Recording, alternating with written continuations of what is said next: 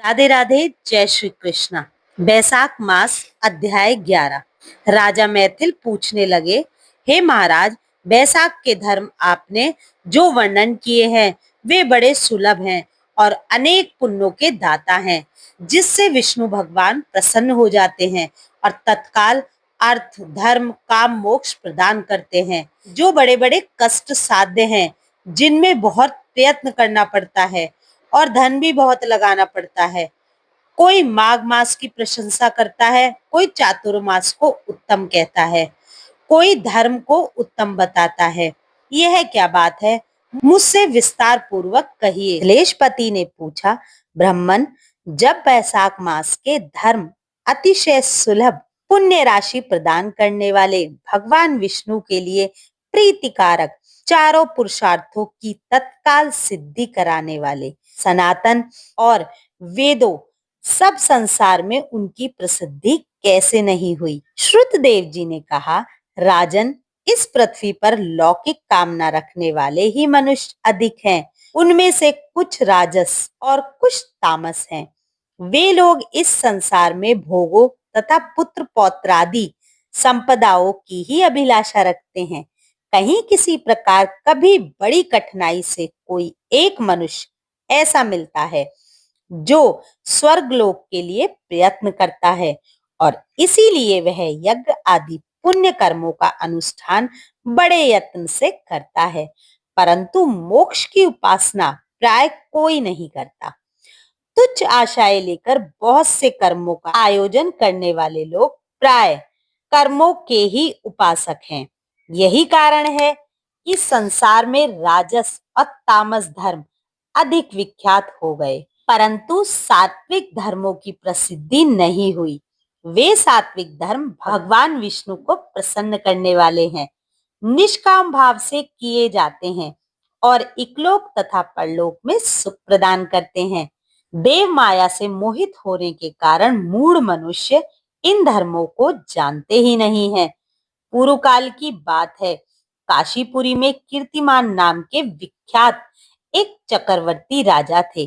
वो इक्ष्वाकु वंश के भूषण तथा महाराज निप के पुत्र थे। संसार में उनका बड़ा यश था। वे अपनी इंद्रियों पर और क्रोध पर विजय पा चुके थे। ब्राह्मणों के प्रति उनके मन में बड़ी भक्ति थी। राजाओं में उनका स्थान बहुत ऊंचा था। एक दिन वे मृगया में असक्त होकर महर्षि वशिष्ठ के आश्रम पर आए। बैसाख की चिलचिलाती हुई धूप में यात्रा करते हुए राजा ने मार्ग में देखा, महात्मा वशिष्ठ के शिष्य जगह जगह अनेक प्रकार के कार्यों में विशेष तत्परता के साथ संलग्न थे।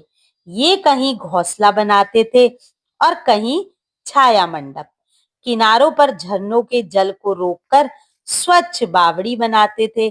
कहीं वृक्षों के नीचे बैठे हुए लोगों को वे पंखा झुलाकर हवा करते थे। कहीं ऊख देते, कहीं सुगंधित पदार्थ भेंट करते और कहीं फल देते थे।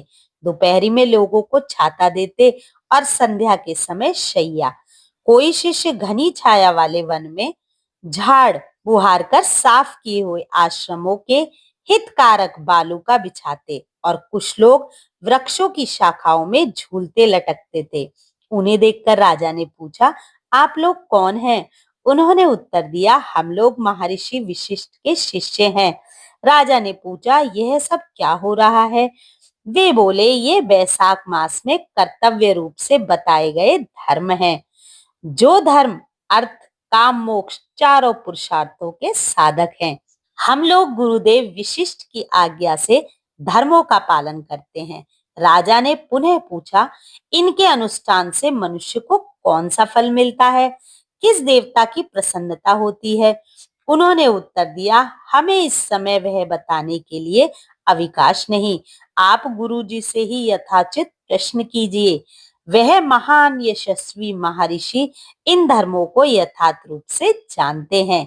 शिष्यों से ऐसा उत्तर पाकर राजा शीघ्र ही महर्षि वशिष्ठ के पवित्र आश्रम पर, जो विद्या और योग शक्ति से संपन्न था, गए। राजा को आते देख महर्षि वशिष्ठ मन ही मन बड़े प्रसन्न हुए। उन्होंने सेवकों सहित महात्मा राजा का विधि पूर्वक आतिथ्य सत्कार किया। जब वे आराम से बैठ गए, जब गुरु विशिष्ट ने प्रसन्नता पूर्वक बोले, भगवान, मैंने मार्ग में आपके शिष्यों द्वारा परम आश्चर्य शुभ कर्मों का अनुष्ठान होते देखा, किंतु उसके संबंध में जब प्रश्न किया तो उन्होंने दूसरी कोई बात न बताकर आपके पास जाने की आज्ञा दी। उनकी आज्ञा के अनुसार मैं इस समय आपके पास आया हूँ।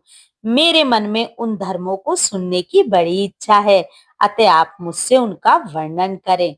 तब महायशस्वी वशिष्ठ जी ने प्रसन्नता पूर्वक कहा, राजन, तुम्हारी बुद्धि को उत्तम शिक्षा मिली है, अतः उसने यह उत्तम निश्चय किया है, भगवान विष्णु की कथा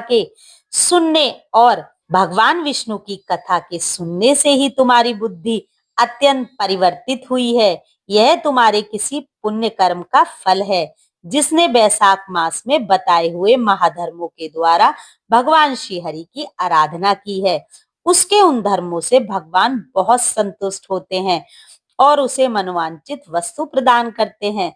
संपूर्ण जगत के स्वामी भगवान लक्ष्मीपति समस्त पाप राशि का विनाश करने वाले हैं। वे सूक्ष्म धर्मों से प्रसन्न होते हैं, केवल परिश्रम और धन से नहीं। भगवान विष्णु भक्ति से पूजित होने पर अभिष्ट वस्तु प्रदान करते हैं, इसीलिए सदा भगवान विष्णु की भक्ति करनी चाहिए। जगदीश्वर श्री हरि जल से भी पूजा करने पर अशेष कलेश का नाश करते हैं और शीघ्र प्रसन्न होते हैं। बैसाख मास में बताए हुए ये धर्म थोड़े थोड़े परिश्रम द्वारा साध्य होने पर भी भगवान विष्णु के लिए प्रीतिकारक एवं शुभ होने के कारण अधिक व्यय से सिद्ध करने वाले बड़े बड़े यज्ञादि कर्मों का भी तिरस्कार करने वाले हैं। अतः भूपाल, तुम भी बैसाख में बताए हुए धर्मों का पालन करो और तुम्हारे राज्य में निवास करने वाले अन्य सभी लोगों से भी उन कल्याणकारी धर्मों का पालन कराओ। इस प्रकार से बैसाख धर्म के पालन की आवश्यकता को शास्त्रों और युक्तियों से भली भांति सिद्ध करके विशिष्ट जी ने बैसाख मास के सब धर्मों का राजा के समक्ष वर्णन किया।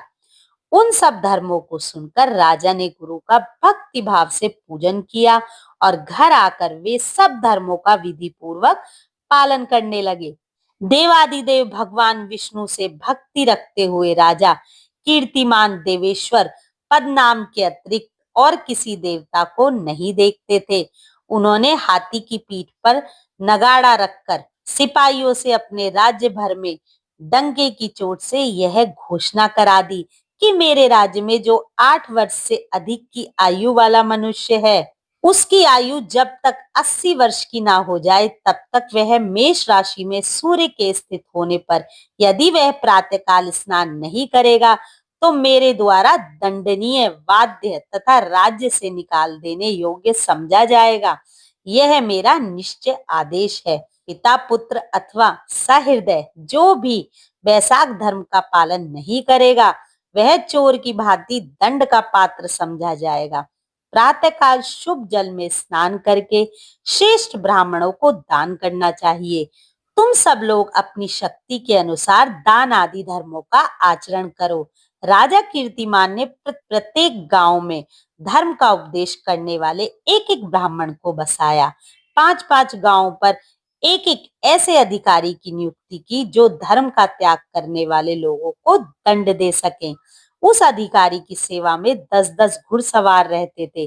इस प्रकार चक्रवर्ती नरेश के शासन में सर्वस्त्र और सब देशों में यह धर्म का पौधा प्रारंभ हुआ और आगे चलकर खूब बड़े हुए वृक्ष के रूप में परिणत हो गया। उस राजा के राज्य में जो लोग मर जाते थे वे भगवान विष्णु के धाम को जाते थे।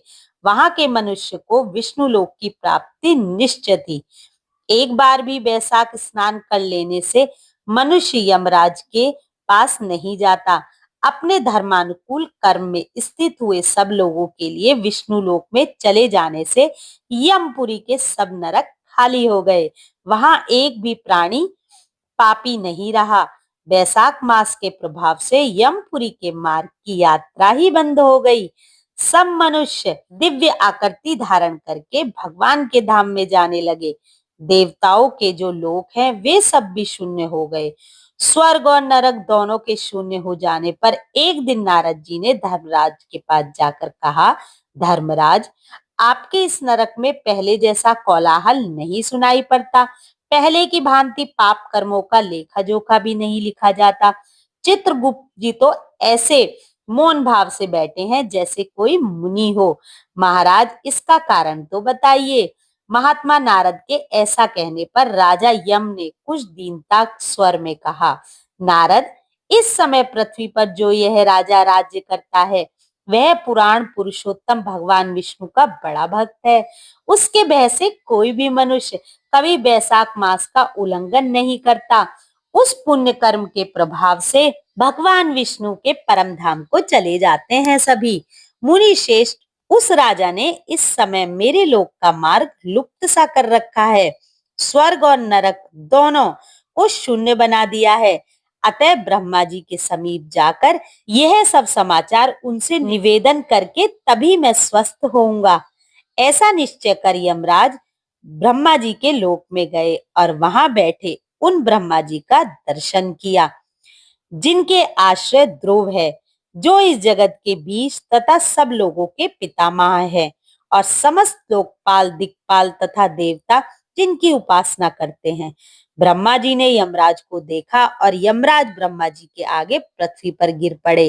फिर यमराज जी ने कहा, काम में लगाया हुआ जो पुरुष स्वामी की आज्ञा का ठीक ठाक पालन नहीं करता और उसका धन लेकर भोगता है वह काट का कीड़ा होता है। जो बुद्धिमान मनुष्य लोभवश स्वामी के धन का उपभोग करता है वह 300 कल्पों तक योनि रूप नरक में जाता है। जो कार्य में नियुक्त हुआ पुरुष कार्य करने में समर्थ होकर भी अपने घर में ही बैठा रहता है वह बिलाव होता है। देव, मैं आपकी आज्ञा से धर्म पूर्वक प्रजा का शासन करता आ रहा हूँ। मैं अब तक मुनियों और धर्म शास्त्रों के कथा अनुसार पुण्य आत्माओं को पुण्य के फल से और पाप आत्माओं को पाप के फल से संयुक्त किया करता था, परंतु आपकी आज्ञा का पालन करने में मैं असमर्थ हो गया हूँ।